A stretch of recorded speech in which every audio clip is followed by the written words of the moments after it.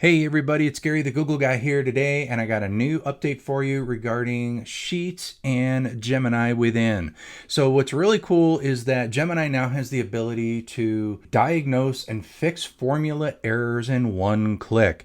I don't know about you, but I've always been one of those people that screws up a formula with a parenthesis, a comma, a quote mark, something in the wrong place, or I just forgot it.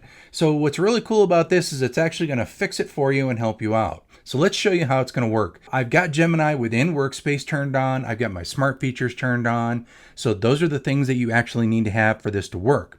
Now, if you look in the top middle of our screen, so I've got this error that is from a formula. If we look in the upper left, something's wrong with that. I don't know what it is. So what you have the ability to do now is you can take your cursor, hover over that cell, and then you'll see an option for Gemini to fix. So if we just click on fix, it pulls out that right side sidebar. It's going to look through things, and it's going to give me an option to fix the formula, update the formula to this.